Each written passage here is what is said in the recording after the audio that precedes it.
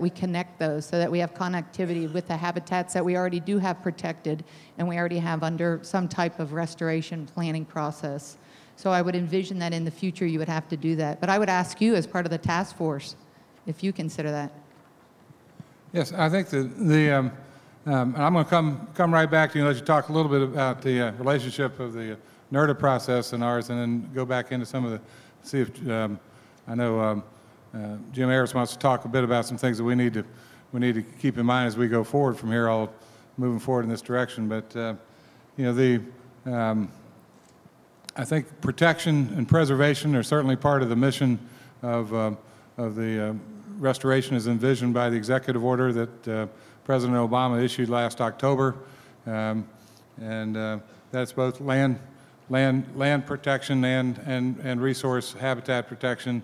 So I think that very much is part of our mission. I think in terms of sea level rise, you know, if you look at, for example, at the Mississippi Coastal Impact Program, it also included rebuilding some of the barrier islands there that are not only important habitat, particularly for birds and create wetland habitat behind them, but they also help slow down storm surge, and we have to build in all those components into our restoration strategy that we're going to move forward on.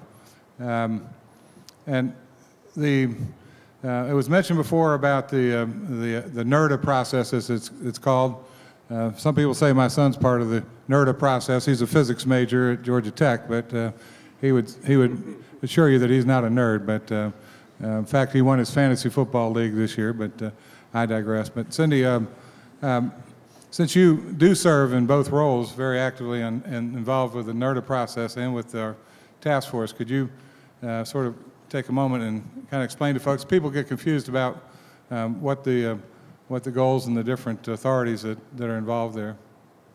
So the natural resource damage assessment and restoration process is a process that was developed after the Exxon spill with the Oil Pollution Act of 1990, and it's a process that allows those entities that have trust resources, lands, migratory birds, things like that, that are impacted from the oil spill to go forward and do an assessment of the impacts. So in this natural resource damage assessment, the Deepwater Horizon, NERDA, we do have a trustee council established.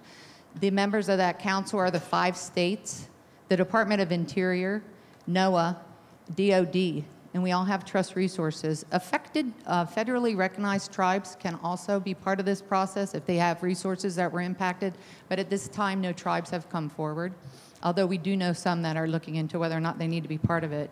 What the process does is to restore the natural resources that were impacted to pre-spill.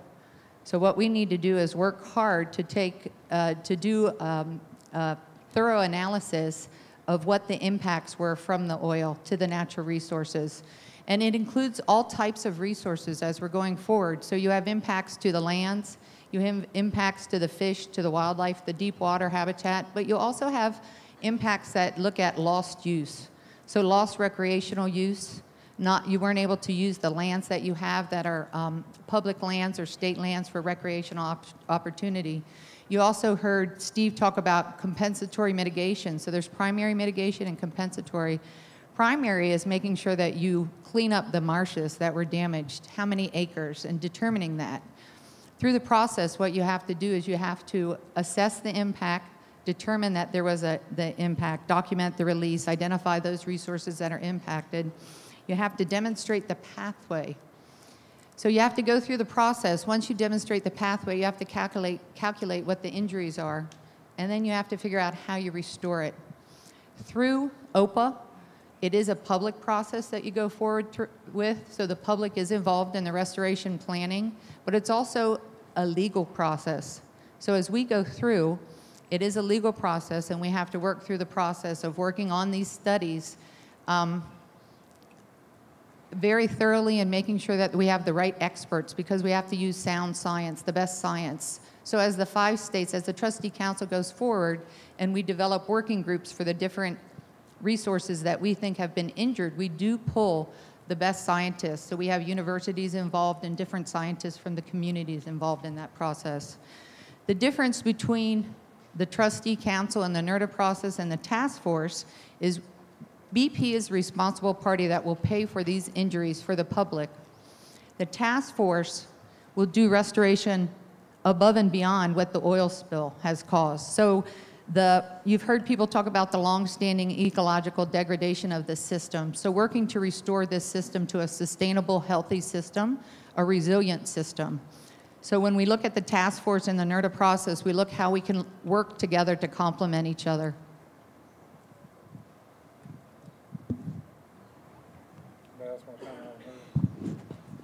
Well,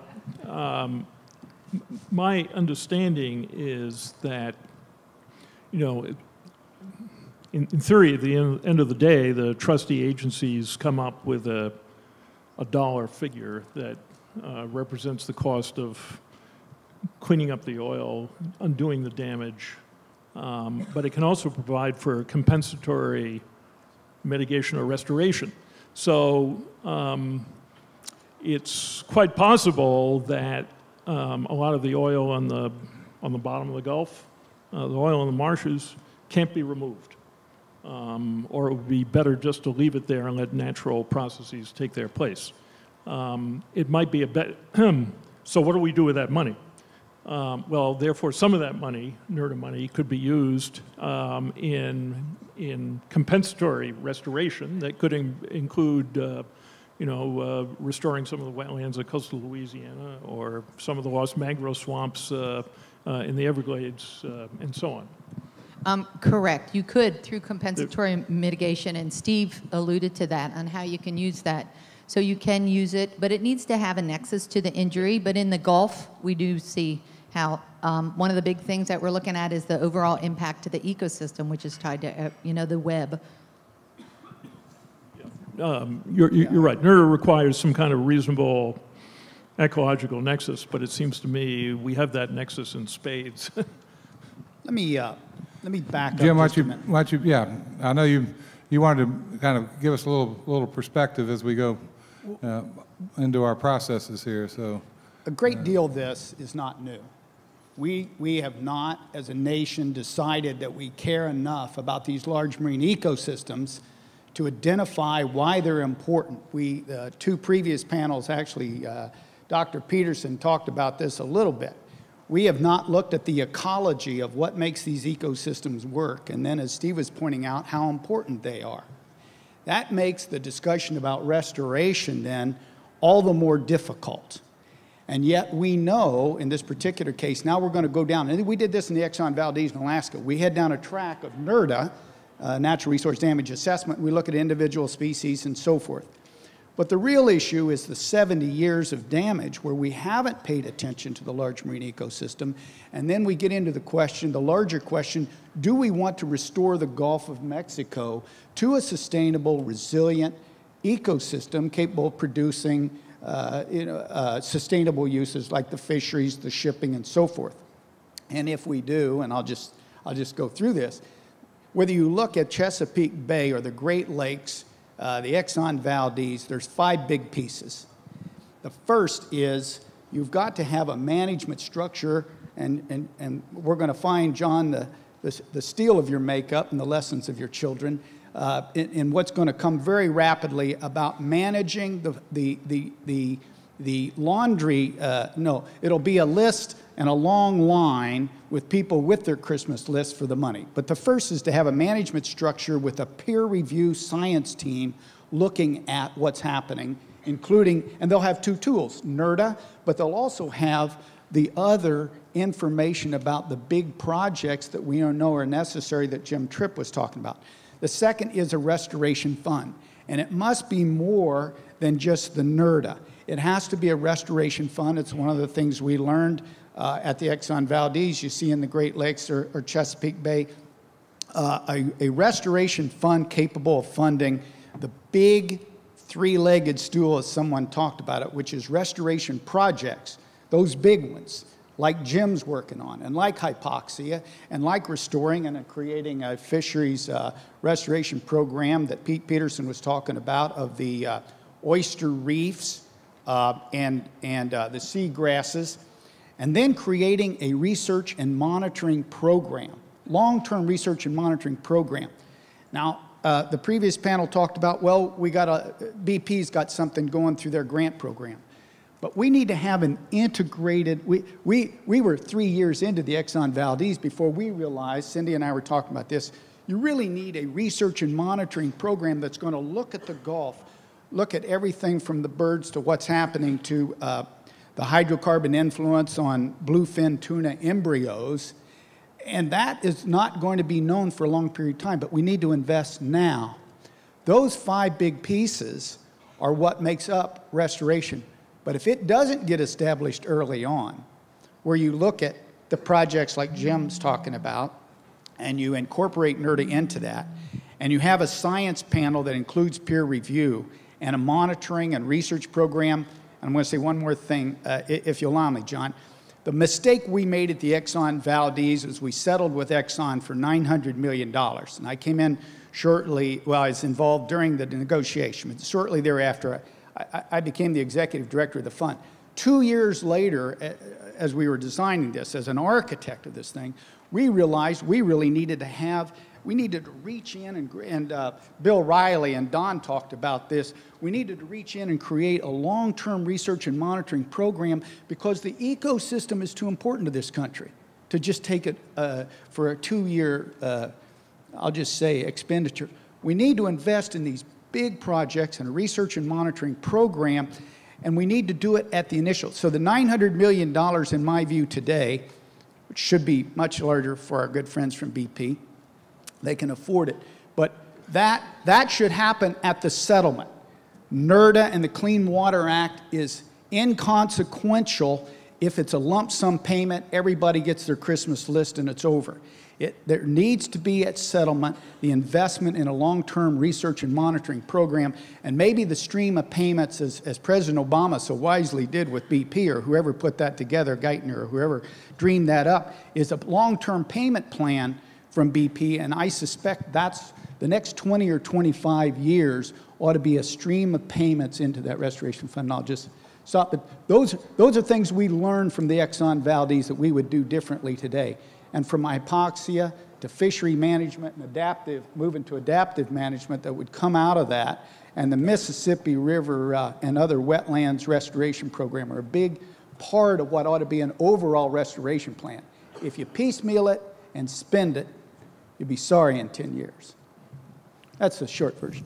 Jim, you mentioned when we were talking that I asked you, was there anything that you discovered that if you'd had a good science program in place to begin with, would have been useful information in your restoration? You gave me 2 examples. So I'm gonna go ahead and let you take a little more time, then I'll move down the line here a little bit. Sure, and Pete Peterson, there's a couple other really smart scientists here that they were my advisors at the time, by the way.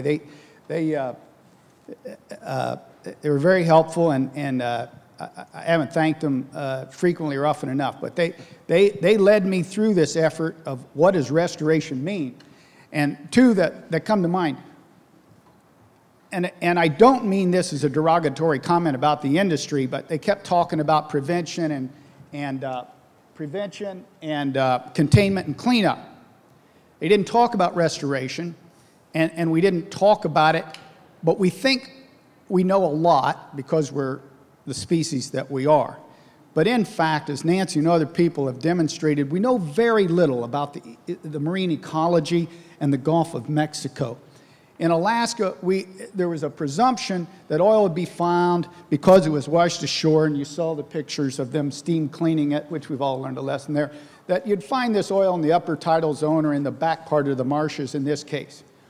But later, after 7 or 8 years of research, Dr. Jeff Short, also one of my great advisor and great friend, discovered that in fact the oil was